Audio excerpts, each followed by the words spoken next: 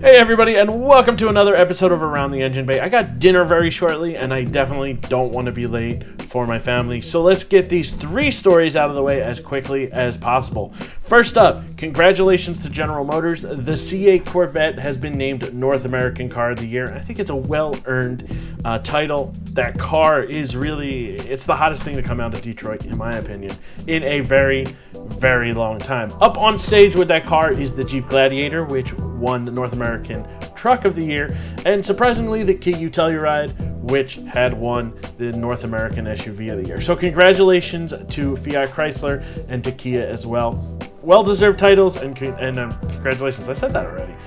Number two, we're moving quickly.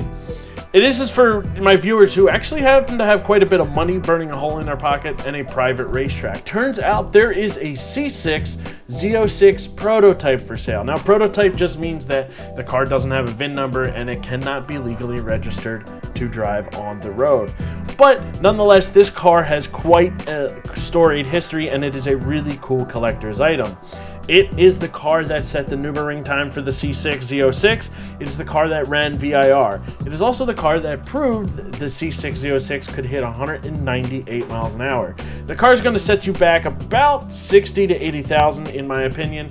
It sold 11 years ago for 60,000, so I don't imagine it's going down, but it is definitely going to set you back. Plus, you have to have a private track to drive it on, or it's just going to be sitting in your living room looking pretty, which probably not a bad idea. By the way, if you do own a track, please let me know, because I don't know why we're not best friends at the moment, but we gotta be very shortly. Third story. So I think I can safely assume that when I say we, I mean me and the rest of the world hates clickbait. As a matter of fact, if you hate clickbait as much as I do, hit that like button below. And you know what? While you're at it, subscribe so that we can stick it to clickbait together. Clickbait sucks. And you know what? I'm cruising through Bing the other day. I'm looking for automotive stories, things that catch my eye.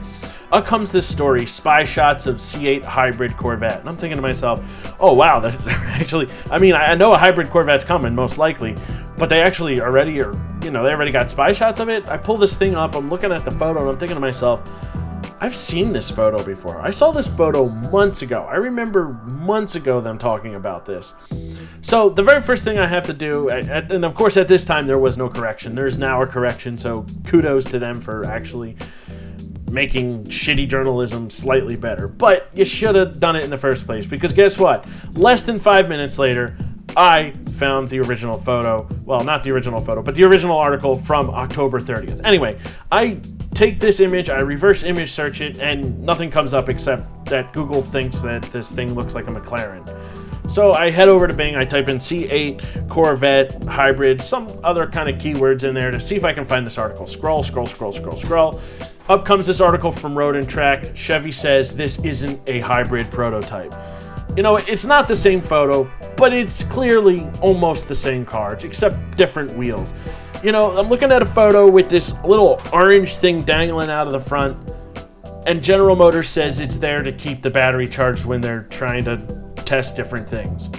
Like, come on. It took me less than 5 minutes to find an article that completely shattered yours. That's just shitty journalism. You got into journalism, and you got to expect the research comes along with it. So if I can do it in less than 5, you can certainly do it and not waste my time reading a shitty article.